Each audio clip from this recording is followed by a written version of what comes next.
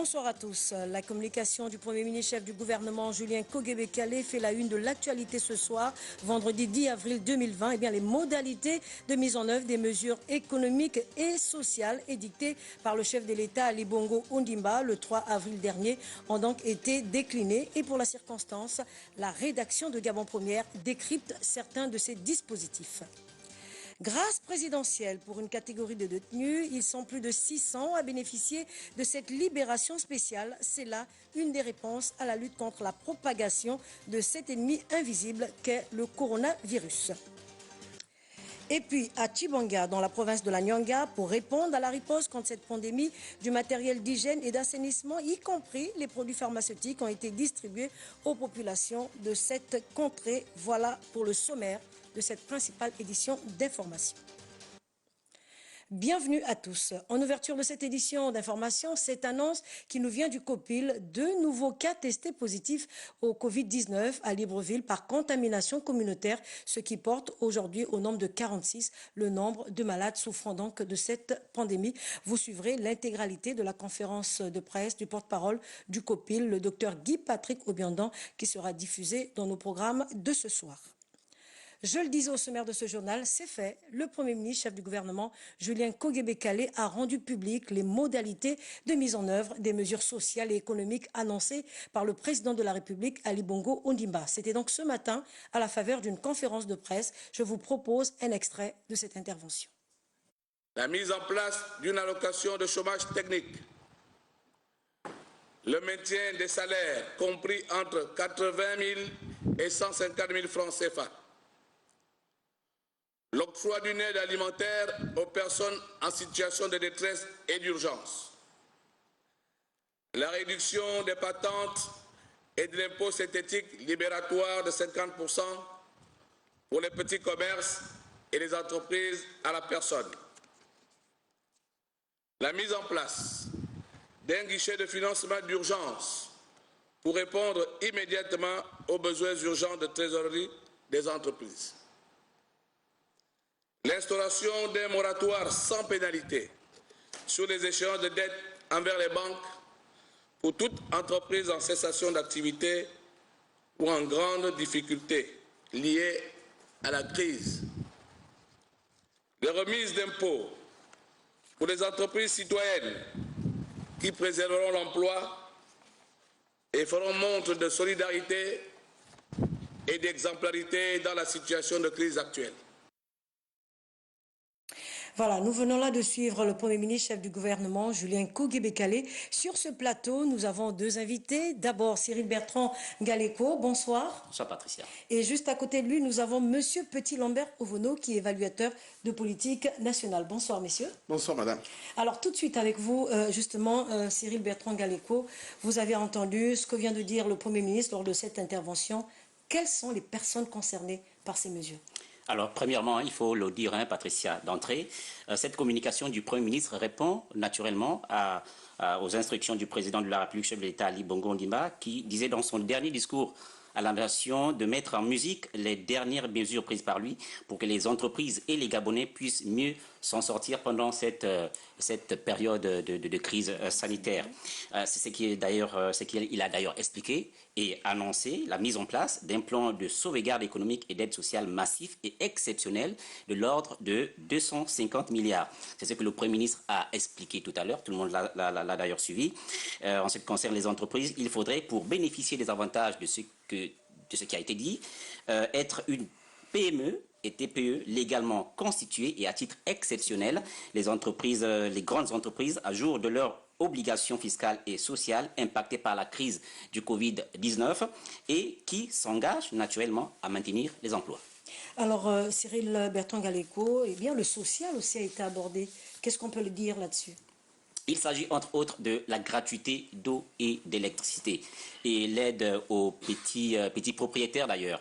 Ces mesures visent naturellement les populations les plus fragiles et économiquement faibles, c'est-à-dire pour l'électricité et l'eau, disposer d'un abonnement au tarif social puissance 1 à 2 kW et les clients ayant souscrit à un abonnement de puissance 3 à 6 kW.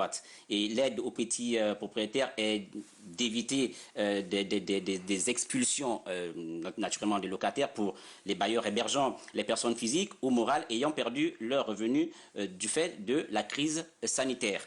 Les loyers visés, on a dit, le Premier ministre, sont ceux de baux d'habitation, des baux commerciaux et de baux usages mixtes déclarés éligibles du mois de mars 2020 jusqu'à la fin de la période de crise. Mais tout cela, il faudra donc un bon plan qui sera donc mis par un bon plan qui sera mis par le gouvernement pour que tout le monde puisse bénéficier de tout ce qu'a annoncé le Premier ministre et les membres du gouvernement. En faveur des Gabonais et des Gabonaises. Naturellement.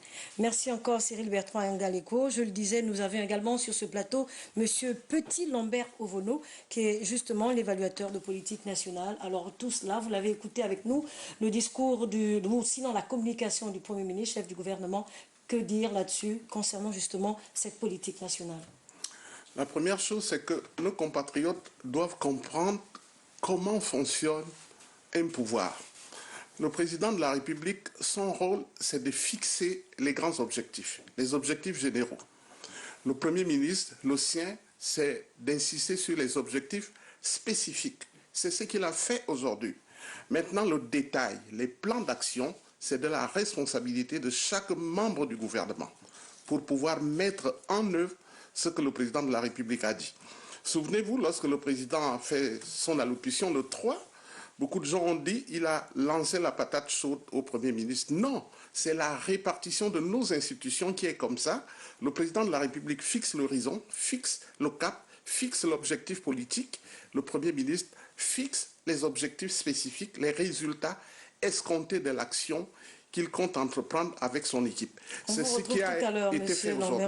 On vous retrouve tout au long de cette édition d'information. Le temps de voir également le ministre d'État, ministre de l'Intérieur, Lambert Noël Matar, qui lui également a décliné le déploiement des forces de l'ordre sur le terrain. Écoutons également un extrait. Le Grand Libreville est composé ici de Libreville, la commune de Libreville, avec ses 6 arrondissements. La commune d'Ovendo, avec ses 2 arrondissements. La commune d'Akanda, 2 arrondissements. La commune d'Untoum, 3 arrondissements. Et on y a joint la station balnéaire de la Pointe-Déni. La vie devra se dérouler à l'intérieur de chaque espace parcellisé que je viens de décrire. Pas de circulation entre ces différentes entités. Les forces de sécurité et de défense vont être chargées de faire régner l'ordre et la discipline. Des barrages seront érigés aux limites de chaque ressort territorial. Qui dit alimentation dit marché. Il y en a dans tous les arrondissements des villes de Libreville, d'Ovendo, d'Akanda et d'Untoum. Ces marchés seront ouverts 3 fois par semaine. Mardi, jeudi et samedi. Voilà, sur ce plateau, nous recevons Charles Obamondon. Bonsoir. Bonsoir. Alors, Charles, nous venons d'écouter justement le ministre d'État, ministre de l'Intérieur, Lambert Noël Matar, concernant justement les dispositions qui sont prises durant ce confinement total, alors qui va d'ailleurs durer 15 jours. Alors, comment ou quelles sont les modalités techniques qui seront réellement mises sur pied, justement, pour assurer cette sécurité à l'intérieur du Gabon, sinon de Libreville? Voilà, pour faire court, en un seul jet, on va quand même préciser d'abord au préalable ce qu'il y a eu comme procédure pour dire que le gouvernement, dans cette opération, a respecté l'ensemble des procédures, c'est-à-dire que les consultations préalables, le Parlement, la Cour constitutionnelle, pour finalement arriver donc au constat donc, de cette situation de crise, pour dire également que le gouvernement s'est fondé sur des données juridiques, donc il y a eu des fondements juridiques, notamment l'article 25 de notre Constitution, qui constate effectivement le caractère de la calamité publique qu'est la crise sanitaire. Et puis, il y a eu pour le même compte du gouvernement en termes véritablement de définition, la définition des pouvoirs qui ont été renforcés, par exemple pour le compte des autorités administratives. Peut-être le ministre l'a précisé peut-être en amont, la question en rapport avec l'utilisation des forces de deuxième et de troisième niveau. Il y a eu également la définition du temps que ça va durer ce confinement, 15 jours, mais ça va être difficile, extrêmement difficile, et c'est là les modalités pratiques. Alors, l'une des libertés qui va être vraiment soumise à rude épreuve, c'est la liberté publique, celle qui consiste à aller et venir, donc la liberté de circuler. Comment va-t-on faire pour circuler? Monsieur le ministre d'État l'a précisé, donc le public sera soumis, les habitants du Grand Libreville, tel que défini à Kanda, Libreville, Ntoum plus la Pointe-Déni, hein, il va falloir vraiment circuler rien que pour des raisons essentielles. C'est le régime des autorisations. Il faut justifier ce pourquoi vous voulez sortir. Il faut rester chez vous. Le ministre a précisé, quel que soit le périmètre, que ce soit au Vendo, que ce soit à Kanda, que ce soit à Libreville, que ce soit à Ntoum, vous restez chez vous. Alors, maintenant, si vous voulez sortir, vous ne pouvez sortir que si vous êtes malade, vous devez aller par exemple à l'hôpital, ou si vous êtes malade, vous voulez aller acheter des médicaments par exemple à la pharmacie. Si vous voulez vous ravitailler, ça dit qu'aller dans un supermarché ou dans un marché pour acheter à manger pendant cette période. Alors justement, vous parlez là des espaces commerciaux. Ces espaces commerciaux vont s'ouvrir pendant combien de jours? Est-ce que c'est une semaine, 3 jours? Bon, alors, le ministre a été précis tout à l'heure, mais je pense que peut-être il peut y avoir d'autres réaménagements. 3 fois dans la semaine, on a dit mardi, jeudi et samedi, peut-être, hein, je ne l'affirme pas, il se pourrait que pour démarrer l'opération, il faut peut-être donner des bonnes habitudes, peut-être aller doucement pour aller à une restriction beaucoup plus ferme par rapport au comportement qu'on a d'habitude. Mais je voulais quand même ajouter très rapidement, oui, que le succès de cette opération dépendra donc de la compréhension que les compatriotes, les habitants du Grand Libreville auront donc de cette opération et surtout de la pédagogie, donc devra faire montre, disons, les forces de sécurité et de défense. Merci encore, Charles Obam, pour toutes ces précisions. Alors, Monsieur Petit-Lambert Ovono, évaluateur des politiques nationales, procédures, est-ce que vous pensez que ces procédures sont respectées? Je pense que pour savoir si les procédures sont respectées, il fallait que le ministre de l'Intérieur, qui est en train de décliner sa feuille de route, il fallait qu'il fixe les indicateurs d'avancement, les indicateurs de processus, pour dire que lorsqu'on est à tel niveau, on sent que le succès commence à être atteint. Parce que n'oublions pas l'objectif de ce confinement général. C'est pour qu'il n'y ait pas étendue de la contamination partout à l'intérieur du Grand Libreville. Donc je pense que ces indicateurs n'ont pas encore été fixés et le ministre devrait revenir, comme d'ailleurs tous les ministres sectoriels devront réellement fixer des indicateurs d'avancement et les indicateurs de réalisation. Quels résultats on veut obtenir, parce que c'est ce qui permet d'atteindre l'objectif. Mais madame, peut-être une petite question. En fait, est-ce que ce n'est pas pour des raisons stratégiques? C'est moi qui pose des questions, monsieur Charles Obam. Ce n'est pas de la stratégie. Là, nous sommes en pleine édition d'information, très rapidement. Nous sommes en train de dévoiler une feuille de route. La feuille de route, ce n'est pas la stratégie. La stratégie, c'est de fixer les grandes orientations. C'est du rôle du président de la République. Merci encore, monsieur Ovono. Eh bien, le volet social, mais également les modalités pratiques, justement, de ces mesures ont également été prononcées par le Premier ministre, chef du gouvernement. Écoutons encore un extrait. Le dépistage massif de la population vous voulez encore poser la question. et la création de 60 centres de tests sur l'ensemble du territoire. La prise en charge des factures d'eau et d'électricité pour les personnes les plus fragiles et économiquement faibles. La suspension, durant le temps de confinement, des paiements de loyer pour des personnes sans revenus. La prise en charge par l'État des pertes des petits propriétaires liées à la suspension du paiement des loyers énoncés plus haut. La gratuité des transports publics terrestres assurés par les compagnies publiques. La mise en place d'une allocation de chômage technique. le maintien des salaires compris entre 80 000 et 150 000 francs CFA, l'octroi d'une aide alimentaire aux personnes en situation de détresse et d'urgence. Sur ce plateau, Guy-Fred Laobian, bonsoir. Bonsoir, Patricia. On vient d'écouter encore à nouveau le Premier ministre qui annonce justement ces mesures sociales. Il s'agit desquelles exactement? Alors, elles sont au nombre de 8, ces grandes mesures sociales. Vous avez évoqué quelques-unes d'entre elles avec Cyril Bertrand Galéco tout à l'heure, mais qu'à cela ne tienne, à titre de rappel, il s'agit essentiellement du soutien aux opérateurs économiques, la création d'un fonds solidaire Covid-19, la création d'une banque alimentaire, la prise en charge de l'électricité et de l'eau, la gratuité du transport, l'aide aux petits bailleurs, le maintien des paiements de salaires compris entre 80 et 150 000 francs et l'aide aux compatriotes bloqués à l'étranger. Alors comment justement vont se décliner ces mesures sociales et quel est le coût réel? Alors en termes de coût, pour revenir pour ce qui est de l'accompagnement aux opérateurs économiques, l'État prévoit de mettre sur place un fonds de 250 milliards pour soutenir les entreprises. Pour ce qui est de la création du fonds de solidarité dénommé Covid-19, il sera ouvert à la Caisse des dépôts et des consignations dans lequel l'État a déjà éjecté près de 25 milliards de francs CFA.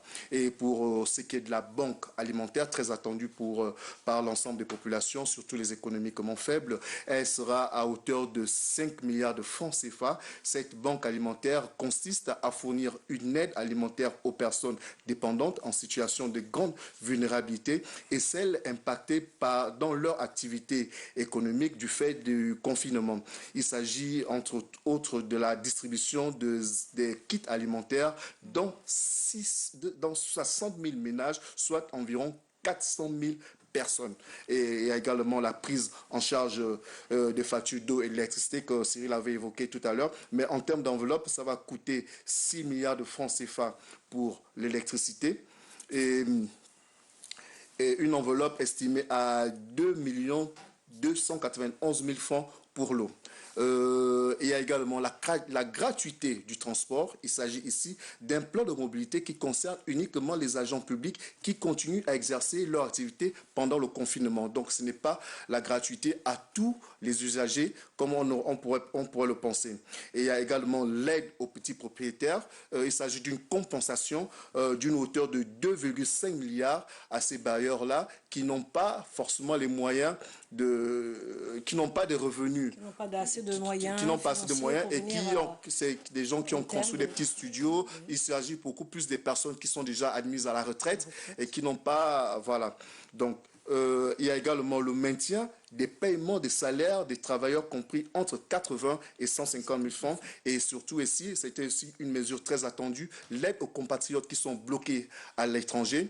L'État va débourser près de 1 milliard, soit exactement 967 millions de francs CFA pour leur rapatriement. Alors, Guy-Fred, à vous entendre, vous avez évoqué les Gabonais économiquement faibles. Il s'agit de quelle couche de la population? Tout à fait. Lors de sa conférence de presse ce matin, la nuance a été levée. Qui sont les Gabonais économiquement faibles? Il est ressorti de la question qui a été posée par un confrère de Gabon 24 que les Gabonais économiquement faibles, il s'agit essentiellement des fonctionnaires qui n'ont pas de poste de responsabilité. Ça, c'est la première catégorie. Des agents publics qui sont en attente d'intégration, des personnes qui sont à la retraite et des personnes qui ont un revenu en dessous de 80 000 francs. Donc, vous voyez que c'est pratiquement plus de la moitié de la population gabonaise qui est concernée lorsqu'on s'en réfère désormais à cette nouvelle définition des personnes économiquement faibles qui nous a été donnée cet après-midi. Merci encore pour ces précisions, Guy-Fred Ndang-Obian, juste à côté de vous. Alors, Monsieur Lambert Ovono, petit Lambert Ovono, vous pensez qu'avec toutes ces mesures, notamment sociales, les populations gabonaises peuvent être satisfaites aujourd'hui? C'est la véritable question parce que les Gabonais sont maintenant ancrés au doute. Ils doutent toujours. Mais la réalité, c'est que depuis le 3 avril, que le président de la République a prononcé son allocution, on voit que les mesures commencent à être mises en œuvre. Mises en œuvre d'abord par la prise des textes réglementaires, mise en œuvre ensuite par le dévoilement des objectifs spécifiques, par le coordonnateur de l'action gouvernementale, le Premier ministre lui-même, et il a laissé les détails à chacun des ministres. Je prends un exemple par rapport aux mesures sociales. Les cibles ne sont pas encore réellement identifiées. Il faudrait donc laisser aux différents ministres sectoriels pour identifier les cibles auxquelles vont être affectées ces différentes aides. Donc ça, c'est vraiment un travail qui est en train d'être fait et je crois que la population attend surtout les résultats. Et ce que le Premier ministre, peut-être à cause de la densité de son discours, n'a pas dit, c'est la cellule de suivi et d'évaluation de toutes ces mesures. Il faudrait une cellule de suivi et d'évaluation. Nous reviendrons là-dessus, le temps de revenir justement sur ce communiqué final qui était axé également sur la gratuité de l'eau et de l'électricité. Suivant ce reportage de Cabrel Guillain-Lemami. De nombreux pays dans le monde multiplient actuellement des stratégies pour faire face au coronavirus qui a déjà fait plusieurs victimes. En Afrique et au Gabon en particulier, le gouvernement a pris des mesures dites barrières, à l'exemple du confinement partiel dès 19h30. À cela s'ajoutent d'autres mesures visant à accompagner les personnes économiquement faibles et les particuliers durant cette période, parmi lesquelles la gratuité d'approvisionnement en eau et en électricité validée lors du dernier Conseil des ministres présidé par le président de la République, Ali Bongo Ondimba. Gratuité de l'eau pour tous les particuliers, pendant la période de l'état d'urgence lié au Covid-19, le projet de décret portant gratuité de l'électricité pour les particuliers détenteurs d'un compteur 3 kVA et 6 kVA pendant la période de l'état d'urgence lié au Covid-19. Durant la période de confinement, tous les ménages bénéficieront gratuitement de l'eau et de l'électricité. Aucune interruption, comme annoncé par le porte-parole du gouvernement. Interdiction à la SCG de suspendre aux particuliers la fourniture d'électricité et d'eau pour défaut de paiement pendant la période de l'état d'urgence lié au Covid-19. L'ensemble des entreprises appelées à mettre en application les mesures gouvernementales durant la période de confinement bénéficieront d'une subvention. Celle-ci permettra au pays de garder sa croissance économique. La santé n'était pas également en reste de ces mesures gouvernementales. Eh bien, il était question également pour le ministre de la Santé de revenir sur les sites qui seront donc mis en place pour permettre le dépistage des populations. Suivant cet extrait du ministre de la Santé, le ministre Max Limoukou. Concernant la répartition géographique de ce dépistage, il sera fait de façon progressive dans toutes les provinces du Gabon. Mais au regard du contexte épidémiologique actuel, nous savons que nous avons 2 clusters. Nous avons un cluster au niveau du Grand Libreville et un deuxième cluster au niveau de Bitam. Nous allons commencer à faire le dépistage dans 2 provinces, donc la province de l'Estuaire et le Wellington. Concernant les personnes qui vont assurer ce dépistage, nous avons déjà formé au total 183 personnels de santé dédiés à cette mission. Stévie Oyan-Lesui sur ce plateau, bonsoir. Bonsoir Patricia Alors, Lili-Moulé. on vient d'écouter justement qu'il y a des équipes qui seront déjà mises sur le terrain. Comment ces équipes vont-elles procéder justement sur le terrain ? Patricia Lili-Moulé, il a fallu penser à une stratégie managériale assez aiguë permettant de maîtriser l'expansion du virus, mais aussi ajuster cette stratégie aux capacités des systèmes de santé de notre pays. Ainsi, le dépistage se fera de manière progressive sur l'ensemble du territoire national, mais dès lundi 13 avril 2020, les provinces de l'Estuaire et du Wellington ouvriront le bal. Au niveau du Grand Libreville, sur le terrain, une 50aine de sites fixes seront érigés et 8 sites seront mobiles, Patricia. Donc, 21 sites dédiés au secteur public pour les civils, 15 sites pour le secteur public, mais dédiés aux militaires, 15 sites pour le secteur privé. Et en ce qui concerne la province du Wellington, Patricia Lydie Mouélé, les dépistages se feront dans les centres hospitaliers régionaux et départementaux. Quand l'on sait toutes les difficultés en fait que rencontrent les structures sanitaires de l'intérieur du pays, nous espérons, Patricia Lydie Mouélé, qu'une stratégie a été mise en place pour permettre une gestion efficace et efficiente de cette pandémie. Très rapidement, Stévie, nos structures hospitalières sont à même d'accueillir justement tous ces patients? Lors de sa communication, Patricia Lydie Mouélé et le ministre de la Santé, Max Limoko, a tenu à préciser que près de 200 personnes ont été formées pour procéder au dépistage de masse. Les 2 centres hospitaliers réquisitionnés pour la circonstance, l'hôpital militaire d'Akonda et le centre hospitalier universitaire de Libreville, disposent d'une capacité d'accueil de plus de 600 lits pour parer au plus urgent. Ainsi, le centre hospitalier d'Ovendo sera lui un back-office et il dispose de 130 lits. Dès lundi, les rendez-vous seront pris au 14-10 car dans l'organisation mise en place par les techniciens du domaine sur chaque site, pas plus de 20 dépistages jour. L'opération va donc débuter par des personnes éligibles, c'est-à-dire des personnes qui sont sorties du territoire national la période du 1er au 19 mars 2020, des personnes ayant été en contact avec une personne déclarée positive au Covid-19, des personnes vulnérables, Patricia, donc des personnes atteintes d'autres maladies, c'est-à-dire le diabète, l'insuffisance rénale, la tension, sont également éligibles les personnes ayant des symptômes, la fièvre, la toux sèche, les maux de tête, les maux de gorge. En fonction du résultat, l'orientation du patient se fera in situ. Merci encore, Stévie, pour toutes ces précisions. Avant de recevoir un autre invité sur ce plateau, retenez également que le secrétaire général du Parti démocratique gabonais salue également les mesures prises par le gouvernement de la République pour lutter contre le Covid-19 dans notre pays. Ce dernier a par ailleurs exhorté les populations à la mise en pratique de ces mesures pour faire reculer cette pandémie. Écoutons Éric Dodo Bungenza dans cet extrait.